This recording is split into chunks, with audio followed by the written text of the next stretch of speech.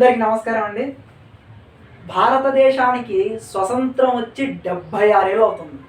భారతదేశానికి 76 ఏళ్ళ స్వతంత్ర భారతదేశంలో ఎన్నో రాజకీయ పార్టీలు అధికారంలో ఉన్నాయి. సెంట్రల్ గవర్నమెంట్, కేంద్ర ప్రభుత్వం, యూనియన్ కేంద్ర ప్రభుత్వంలో ఎన్నో రాజకీయ పార్టీలు మారాయి, ఎన్నో రాజకీయ నాయకులు మారారు.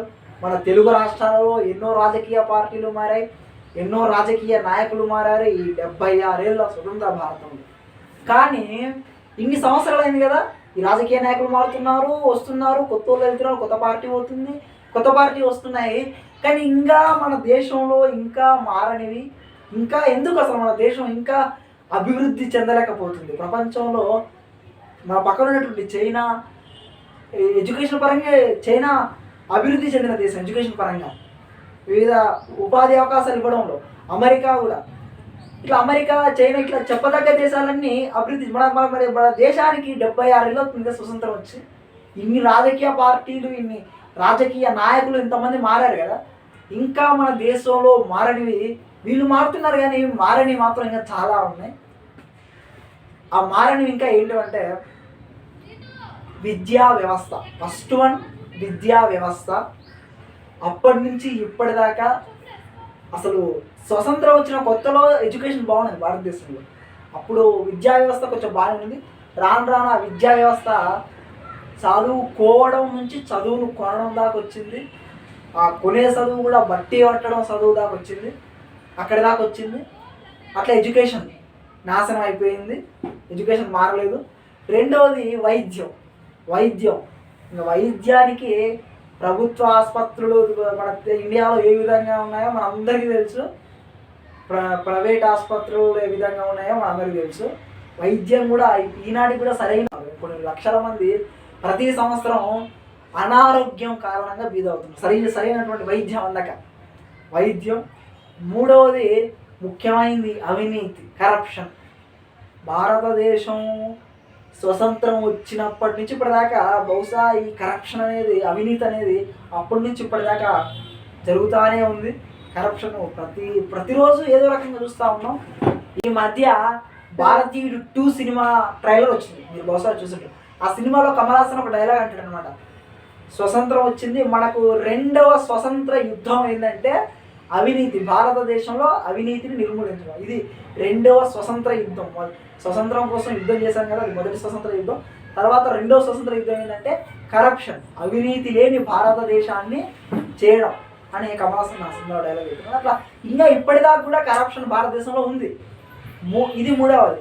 నాలుగవది అసలు బహుశా నాకు తెలిసి ఇది మొదటిది, ముఖ్యమైనది నాలుగవది చట్టబద్ధ పాలన, రూల్ ఆఫ్ లా అంటాం. అసలు కోర్టులలో సకాలంలో న్యాయం జరగట్లా. కొన్ని వందల కేసులు కోర్టులలో ఇంకా పెండింగ్లో ఉన్నాయి, కొన్ని లక్షల కేసులు. ఇంతవరకు ఒక్క కేసు కూడా సాల్వ్ కాని కేసులు ఉన్నాయి. ఒక కేసు వేస్తే 5-6 సంవత్సరాల తర్వాత తీర్పు వచ్చే కేసులు ఉన్నాయి. సకాలంలో న్యాయం ఆఫీస్ నుంచి ఒక చిన్న కాగితం, ఏదో ఇన్కమ్ క్యాస్ట్ సర్టిఫికేట్ కోసం తిప్పుతూ ఉంటారు, డబ్బులు ఇస్తే తప్ప పని జరగదు ప్రభుత్వ ఆఫీసులలో. ఇట్లా ఎన్నో రకాలుగా కరప్షన్ అనేది మెయిన్ పార్ట్ అయిపోయింది. ఈ రాజకీయ నాయకులు కూడా ఎన్నికలలో ఎన్నో డబ్బులు ఖర్చు చేస్తూ ఉంటారు కదా. ఐదవది మరీ ముఖ్యమైనది, ఇది కూడా అప్పటి నుంచి ఇప్పటిదాకా ఉన్నది వ్యవసాయం, అగ్రికల్చర్. అగ్రికల్చర్లో రైతులకు వారి పంటకు సరైన ధరలు రాకపోవడం. అసలు రైతుల ప్రస్తావన స్వతంత్రం వచ్చినప్పటి నుంచి, దాని రాక ముందు నుంచి కూడా ఈ రైతుల ప్రస్తావన, ఈ అగ్రికల్చర్ వ్యవసాయ ప్రస్తావన ప్రతి ఏదో తీసుకొస్తున్నాం. అన్ఎంప్లాయ్మెంట్, అన్ఎంప్లాయ్మెంట్, నిరుద్యోగం. భారతదేశంలో ఉన్నటువంటి నిరుద్యోగం మరి ఏ దేశంలో లేదు. ముఖ్యమైనది ఇది లాస్ట్ది, నిరుద్యోగం, అన్ఎంప్లాయ్మెంట్. ప్రతి సంవత్సరం కొన్ని కోట్ల మంది డిగ్రీలు పూర్తి చేసి కాగితాలు పట్టుకొని బయటున్నారు. ఆ కాగితాలు 4 డిగ్రీలు పూర్తి చేసి ఆ డిగ్రీ పట్టాలు పట్టుకొని బయట కొన్ని కోట్ల మంది ఉన్నారు. ప్రపంచ దేశాలలో ఇంత దారుణంగా అన్ఎంప్లాయ్మెంట్ ఏ దేశంలో ఉన్నారు, భారతదేశంలో తప్ప. మరొకటి ముఖ్యమైనది భారతదేశంలో మారనిది పావర్టీ, పేదరికం అండి. స్వతంత్రం వచ్చినప్పటి నుంచి అసలు స్వతంత్రం రావడానికి ఉన్నటువంటి ముఖ్యమైనటువంటి కారణంలో పేదరికం కూడా ఒకటి. ఇది తెలుసో తెలీదు, 1880, 90 ఆ టైంలో భారతదేశంలో ఉన్నటువంటి దారుణమైనటువంటి పేదరికంలో అనుభవిస్తున్నప్పుడు ఈ బ్రిటిష్ వాళ్ళు అసలు పేదరికం ఎక్కువై చనిపోతున్నారు అనమాట.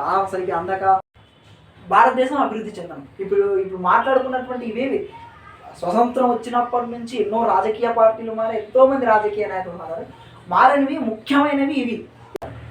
ఇట్లా ఇవన్నీ కూడా భారతదేశం వీటన్నిటిలో మార్పు వస్తే అప్పుడు భారతదేశం ఖచ్చితంగా అభివృద్ధి జరుగుతుంది. అసలు ముఖ్యంగా ఈ రాజకీయ పార్టీలు చేయాల్సిన పనులే ఇవి. కానీ ప్రజెంట్ ఏ రాజకీయ పార్టీ కూడా ఈ పనులు చేయట్లా. ఇవి అభివృద్ధి, అన్ఎంప్లాయ్మెంట్ ఇవన్నీ కూడా అభివృద్ధి చేయకుండా అభివృద్ధిని పక్కన పెట్టాయి రాజకీయ పార్టీలు. సంక్షేమాలకు బాటలు వేశారు. ఇప్పుడు ప్రజెంట్ సంక్షేమ పథకాలు, ఆ సంక్షేమాలను చూసే నేటి సమాజం కూడా ఓట్లేస్తుంది. ఇక ఇప్పుడు మనం చెప్పుకున్నటువంటి ఏవైతే ఉన్నాయో వీటికి పెద్ద పీఠం వేసేటువంటి పార్టీలకు ఓట్లు వేయాలి. అప్పుడే ఇవి ఎప్పుడైతే అభివృద్ధి ఎప్పుడైతే సక్రమంగా జరుగుతుందో అప్పుడే ఆ దేశం అభివృద్ధి చెందుతుంది. ఇవి ఎప్పుడైతే మారుతాయో అప్పుడే నిజమైనటువంటి ఇప్పుడు మనం చెప్పినటువంటి ఇవన్నీ ఏవైతే ఉన్నాయో ఈ 6 అంశాలు ఏవైతే ఉన్నాయో మారాలి. ఇవన్నిట్లలో మార్పు ఎప్పుడైతే వస్తుందో అప్పుడే భారతదేశానికి నిజమైనటువంటి స్వతంత్రం వచ్చినట్టు ఆలోచన. అదర్వైజ్ ఈ స్వతంత్రం వచ్చినా ఒకటే మనం కదా, ఇందుకోసమే మనం స్వతంత్రం తెచ్చుకున్నది ఇందుకోసమే. కాబట్టి ఇవి మారినప్పుడు ఇవి మారుతాయి అని ఆశిద్దాం. అవి మారాలంటే రాజకీయంలోకి మంచి నాయకులు రావాలి. మంచి నాయకులు వచ్చినప్పుడే ఇవి మారుతాయి. మంచి నాయకులు రావాలని వీటన్నిటినీ మారుస్తారని కోరుకుందాం. నమస్తే.